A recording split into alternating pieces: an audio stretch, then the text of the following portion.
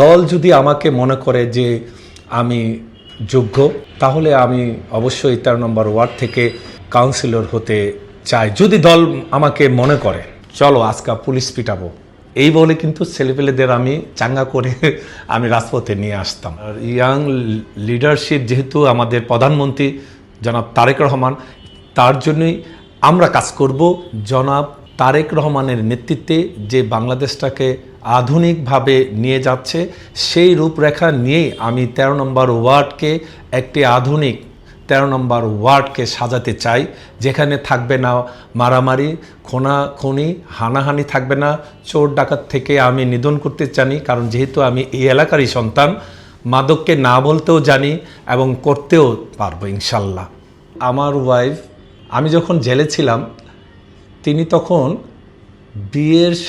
বিয়ের আসর থেকে কিন্তু যিনি প্রত্যাখ্যাত হয়, তার মন মানসিকতা কী হবে তিনি একমাত্র ব্যক্তি জানেন। আর আমি তো জেলেই ছিলাম, তার সাথে আমার যোগাযোগ হতো না। অনেক কষ্টে একদিন আমাকে ফোন নাম্বার দিল আমার ছোট ভাইয়ের ওয়াইফ, যে ভাইয়া কথা বলেন, যেহেতু মেয়েটা কষ্ট পেয়েছে, আপনি একটু কষ্ট করে কথা বলেন। আমি আচ্ছা ঠিক আছে, নাম্বারটা দিয়ে যাও।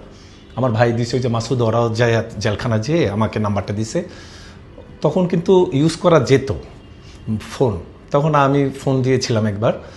তখন তিনি একটা কথা বলছে যে বিয়ে করলে আপনাকে বিয়ে করব, ঠিক আছে। আর তারা ফ্যামিলিগতভাবেই পলিটিশিয়ানদের পছন্দ করেন, তারাও এক পর্যায়ে মোটামুটি রাজনীতির সাথেই সম্পৃক্ত মন দিক থেকে। এর জন্য আমি আমার লাইফটা আমি সেইভাবেই পলিটিক্যাল ব্যাপারেই লিড করতে নিচ্ছি বা দিচ্ছি। যদি আমি ওয়ার্ড কাউন্সিলর হতে পারি, অবশ্যই এই যে বর্জ্য নিষ্কাশন, যেটি এই যে ড্রেনের যে স্বল্পতা, ড্রেনে আমাদের বৃষ্টি আসলেই নর্দমার পানি চতুর্দিকে ছড়ায় যায়। ময়লার যে আবর্জনার কথা বলতেছি, এটাও কিন্তু আমাদের ভালোভাবে যেখানে ময়লাটা ফালানো হয়, এটার কোনো জায়গা নেই। এই আমার এই অফিসের পাশেই, এই রাস্তা 60 ফিটের রাস্তার পাশেই কিন্তু ময়লা সবাই এখানে ফেলে। কিন্তু একটা ভালো একটা জায়গা সুন্দরভাবে প্রত্যেকটা জায়গায় আছে, আমাদের পীরেরবাগে নেই বা 13 নম্বর ওয়ার্ডেই নেই গা। এখন আমি চাচ্ছি যদি 13 নম্বর ওয়ার্ডে যদি কাউন্সিলর হই, তাহলে এই ব্যবস্থাটা প্রথম আমার দায়িত্ব থাকবে। আমাদের মাদককে যদি দমন না করা যায়, আমার ছেলেটা তো মাদকের সাথে সম্পৃক্ত হয়ে যেতে পারে। তার জন্য আমি একজন অভিভাবক হিসাবে, এবং আমি যেহেতু আলিমুদ্দিন স্কুলের সভাপতি, আমি প্রতিবারই বলি বাচ্চাদের মোবাইল ইউজ করা যাবে না, মাদক নেওয়া যাবে না, সব কিছু থেকেই বিরত থাকতে হবে। খেলাধুলার প্রতি আমি প্রাধান্য দিচ্ছি। আমি চাই আমি যখন আসব কাউন্সিলর হিসাবে, যদি জনগণ আমাকে চায়, আমার কাজ হবে মাদককে না বলা। যুদ্ধের পর যে আনন্দ তৃপ্তি নিয়ে বাংলাদেশে প্রতিটা ঘরে ঢুকে, ঠিক আমিও সেভাবেই কিন্তু 5 তারিখের পরেই সেই আনন্দটা আমি ফিল করেছিলাম। এলাকায় এসে দেখলাম সবাই আমাকে রিসিভ করার জন্য আগারগা ওখানে আসার পরেই তো আমাদের পীরেরবাগ 13 নম্বর ওয়ার্ড, ওখান থেকে আমাকে বরণ করে। তখন দেখলাম যে মানুষের যে উচ্ছ্বাস, যে আবেগ বলেন, যে ভালোবাসা বলেন, সব কিছুই কিন্তু আমাকে ঘিরেই ছিল। আর কাউন্সিলর নির্বাচনটা আসলে আমাদের 13 নম্বর ওয়ার্ডের যতজনই কাউন্সিলর ছিলেন, আওয়ামী লীগ বলেন এবং নিরপেক্ষ যে স্বতন্ত্র বলেন, এই 13 নম্বর ওয়ার্ড থেকেই যারা কাউন্সিলর হয়েছেন, আমাদের দলের থেকে একজনও এই পর্যন্ত আমরা কোনো কাউন্সিলরকে পাইনি।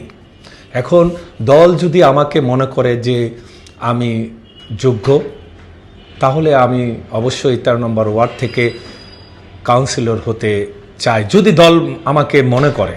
আমাদের এই 13 নম্বর ওয়ার্ডটা টোটালি অবহেলিত, অন্যান্য ওয়ার্ডের থেকে আমরা এই পীরেরবাগ সবচেয়ে অবহেলিত। এখানে কোনো ওয়ার্ডের কোনো কমিউনিটি সেন্টার নাই, আমি দেখি না সরকারিভাবে। প্রত্যেকটা জায়গায় কিন্তু কমিউনিটি সেন্টার আছে, একটা পাঠাগার আছে, জিমনেশিয়াম থাকা উচিত। কিন্তু আমাদের এই পীরেরবাগে বলেন, মণিপুর বলেন, কোথাও পাবেন না একটা সরকারিভাবে একটা কমিউনিটি সেন্টার, পাঠাগার, জিমনেশিয়াম, মানে শারীরিক যে চর্চাটি হবে। মাঠ তো দূরের কথা, আমি যে কমিউনিটি সেন্টারের কথা বললাম সেটা আমি চাচ্ছিলাম যে একটা আধুনিক কমিউনিটি সেন্টার হবে, এটার মধ্যে আপনার জিমনেশিয়াম থাকবে, পাঠাগার থাকবে এবং ইনডোর স্টেডিয়ামের মতো খেলাধুলার জায়গা, যেহেতু আমাদের এখানে একটাও সরকারিভাবে কোনো মাঠ নেই তরুণদের জন্য অবশ্যই। আর ইয়াং লিডারশিপ যেহেতু আমাদের প্রধানমন্ত্রী জনাব তারেক রহমান, তার জন্যই আমরা কাজ করব এইভাবেই। আমরাও তাকে সাথে থেকেই আমরাও কাজ করতে চাচ্ছি। তিনি যেহেতু ক্রীড়া অঙ্গনে যেভাবে কাজ করাচ্ছে, আমরাও চাই যে এই মন্ত্রীকে ধরেই আমরা, যেমন ধরেন খেলার মাঠ, তারপর যুব সমাজকে কিভাবে রক্ষা করা যায় সেই দিকটাও কিন্তু আমরা ভালো কিছু অর্জন করতে সক্ষম হব। জাতীয়তাবাদী স্বেচ্ছাসেবক দলের নেতৃত্বে যখন মিরপুর থানার আহ্বায়ক হিসাবে দায়িত্ব গ্রহণ করি, তখন থেকে আরও জোরালোভাবে আন্দোলনটা সেভাবে দিকে যাচ্ছিল। তখন কিছু মুহূর্ত আমার মনে পড়ে, আমি যখন মিরপুর থেকে একটু দূরে যে পালায় রয়েছি, কিন্তু আমাদের নির্দেশনা ছিল করা যে প্রতিটা মাঠে এবং রাজপথে থেকেই রাজনীতি করতে হবে, আন্দোলনটা চাঙ্গা করতে হবে। কি চাঙ্গা করতে হবে? আমাদের দলকে কিভাবে রাজপথে নামানো যায়, মিছিল বলেন, ক্রিকেটার বলেন, সব কিছু তো আমরা করতে হবে রাজপথে। শেখ হাসিনা তো এমনি এমনি বিদায় নেবে না, এটা তো আপনারা জানেন। গণভবনে যেভাবে আপনার একটা ছবি দেখালাম, গণভবনে আমাদের সেদিনকার শেখ হাসিনাকে বাংলাদেশ থেকে বিতাড়িত করতে হবে এটা জেনেই, জীবনের ঝুঁকি নিয়েই, আমি জানি পুলিশ আমাকে গুলি করবে, সেই ভয়টার না নিয়ে কিন্তু গণভবনে আক্রমণ করতে হয়েছে। এটা আমার জন্য ফরজ ছিল। আমি প্রত্যেকটা ছাত্রদের বলতাম আর আমার স্বেচ্ছাসেবকদের বলতাম, চলো আজকে পুলিশ পিটাবো, এই বলে কিন্তু ছেলেপেলেদের আমি চাঙ্গা করে আমি রাজপথে নিয়ে আসতাম। এখন যিনি আমাদের বাংলাদেশের প্রধানমন্ত্রী, তার নির্দেশেই কিন্তু আমরা গোলাপবাগ মাঠে, আমরা যেদিনকা আমরা প্রোগ্রাম দিবে সেদিন রাতেই কিন্তু লক্ষ লক্ষ মানুষ আমরা কিন্তু গোলাপবাগ মাঠে আমরা রাত যাপন করি। এর সকালেই আপনারা দেখছেন সারা বাংলাদেশ থেকে গোলাপবাগ মাঠ মানে বিস্তার লাভ করে। এর পরবর্তীতে কি হলো, শেখ হাসিনা কিন্তু পিছনে হটেছিল। কি করা যায়, তারা ঢাকা সিটিতে কোনো জায়গায় প্রোগ্রাম করতে দেওয়া যাবে না। তার পরিপ্রেক্ষিতে আমরা কি করলাম, 28শে অক্টোবর আমরা একটা ঢাকা চলো প্রোগ্রাম করলাম পল্টনে। বিশাল বাংলাদেশে কয়েক কোটি লোক এই ঢাকায় অবস্থান করেছে। ওখানেও কিন্তু শেখ হাসিনা ভিত নড়ে গিয়েছিল।